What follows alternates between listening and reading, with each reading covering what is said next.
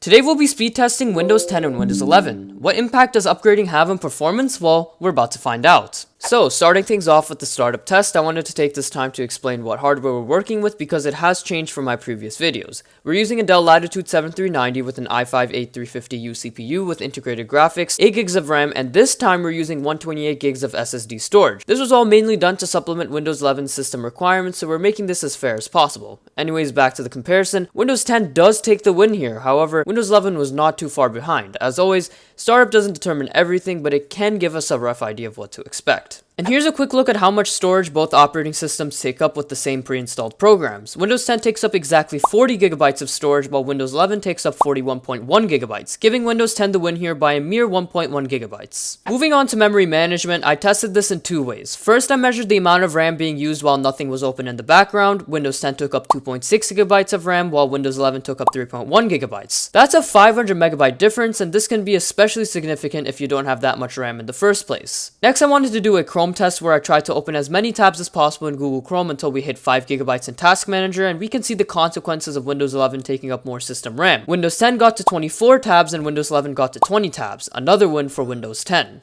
Next up is the battery test. Here I just ran a bunch of programs in the background that would drain the battery as quickly as possible. Speeding things up here, remember both were unplugged at almost the exact same time. Windows 10 takes the win here once again. Windows 11 is falling short by just a minute and a half. If you're curious, I've also provided the total amount of time it took for both machines to die. Remember, this was a highly intensive battery test, so I'd imagine in the real world, the scale would be even larger. Up next is audio editing. Here I loaded an Audacity project with a few MP3 files and an audio effect and exported everything into one WAV file. After running the export, Windows 11 comes out on top for the first time in this video, with Windows 10 coming in just milliseconds behind. I wanted to add these lightweight tests just in case the difference in speed was that large, but in this case, that didn't really happen. But now let's move on to something a bit heavier, and that's video editing. So things have changed in this department as well. Instead of using some random video editor, we're using something a bit more well known, and that is DaVinci Resolve 17.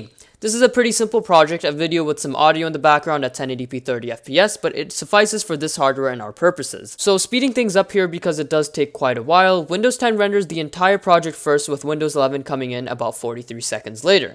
And just like the battery test, here's the total amount of time it took for both operating systems to render the file if you're curious. Moving forward to application opening, I wanted to do a variety of different applications for this section, starting off with a classic Windows application control panel. Windows 10 does come in first and Windows 11 comes in about a half second later. Let's also try Windows Settings, which is a modern Windows application, and once again, Windows 10 comes out on top, with Windows 11 having a similar delay to Control Panel. Let's do something a bit heavier, Microsoft Word 2019. This application has very long loading times, but nevertheless, Windows 10 loads up the entire application first, but Windows 11 wasn't too far behind considering how long it usually takes to load Word. Let's move away from Microsoft for a little bit and try opening a PDF file with Adobe Reader, and similar results, Windows 10 comes in first with a small gap in Windows 11. Finally, let's try opening a video file via VLC Media Player, and surprise, surprise, Windows 10 opens before Windows 11 with a small delay. That's kind of funny actually. Windows 10 opened every single application before Windows 11, and the small gap between both was almost the exact same for every application.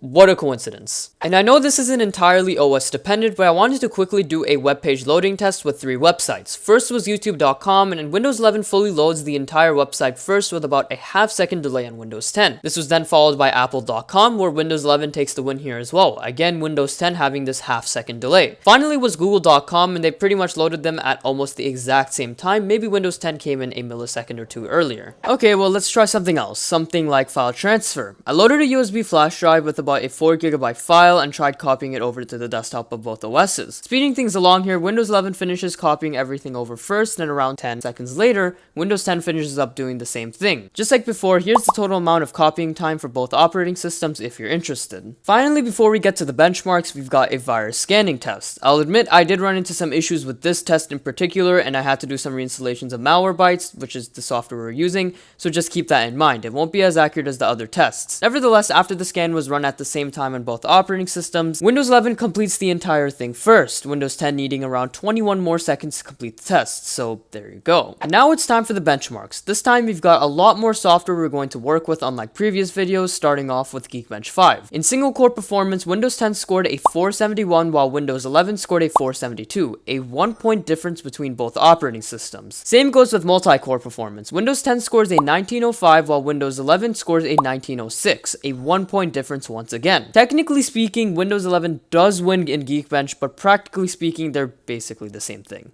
Moving on to our next benchmark, CPU-Z. In single-threaded performance, Windows 10 scores a 195.1 and Windows 11 scores a 195.7, less than a 1-point lead for Windows 11. Multi-threaded scores are a bit more interesting. Windows 10 takes the edge here by scoring a 1003.1, while Windows 11 scores a 1001.7, almost a 1.5-point gap. Again, just like the Geekbench scores, these 1-point gaps don't really make that much of a difference. Next benchmark I tried was Crystal Disk Mark. This one specifically measured the performance of your hard drive, or in this case your SSD, and well, here are the results. There are too many categories to cover here, but here's a general overview of what I found, and if you want to look at specific results, you can pause the video here. So in terms of reading, Windows 11 generally performs either slightly better than or just as good as Windows 10. However, looking at the other side of things, Windows 11 had a significant deficiency in writing compared to Windows 10. If you were waiting for something interesting to happen, then well, you got what you wanted. I also wanted to conduct a Wi-Fi speed test using speedtest.net. Instead of taking the best of 10 tests, which is what I did in my previous comparisons, I tested each operating system 5 times and averaged out the upload and download speed on both. In terms of download speed, Windows 10 averaged to 88.078 megabits per second, and Windows 11 averaged to 93.692 megabits per second, giving Windows 11 the win here. However, testing the upload speed was a completely different story. Windows 10 scored 88.784 megabits per second, while Windows 11 performed worse at 80.438 megabits per second. Pretty strange. Alright, now let's move on to something more graphics intensive, starting with Cinebench, a very heavy benchmark, especially for this hardware. After running the single core benchmark on both operating systems, Windows 10 loses out here by scoring a 439 compared to the higher 450 that Windows 11 scores. However, multi-core score was a different story. Windows 10 receives a 2033 versus 2003 on Windows 11, a 30-point difference. Last benchmark before we get to conclusions is superposition. This benchmark was offered in multiple different resolutions and graphical effects, so first let's cover it when it's run at 720p low graphics. Windows 10 scores an 1892 and Windows 11 beats it out with a 1943. I also repeated the same benchmark with 1080p medium settings, and Windows 10 loses again with a 675 versus the 694 on Windows 11. And that's all the benchmarks. So let's try and make a reasonable conclusion out of this. Just note, mine is not the end-all be-all of conclusions. You can draw your own if you want, but I just want to give my own input. Based on what I call the real-world test, which is everything but the benchmarks, Windows 10 won almost every single one. Startup, storage, memory, battery, video editing, opening applications, like a ton of them. There were just very few exceptions. However, I wouldn't say that Windows 10 like completely destroyed Windows 11 or anything like that. They were still actually very, very close in performance, except for memory. If you're running Windows 11 on hardware with very low memory, or if you care a lot about memory in general,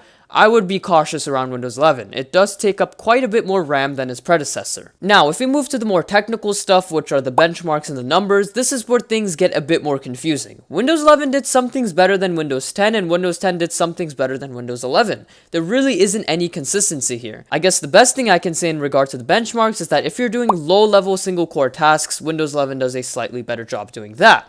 On the other hand, Windows 10 does a slightly better job doing multi-core related tasks. However, again, the difference in performance is minuscule. Overall though, if I had to choose one winner, it would have to be Windows 10. It either outperforms or does just as well as Windows 11 in the majority of my tests, but I'm sticking to my same old statement. Don't choose an operating system solely for its performance. First priority should be its features and reliability. Speed should come afterwards. So, hopefully this video gives a better idea on how performance compares on both Windows 10 and 11. Like, subscribe, and thanks for watching.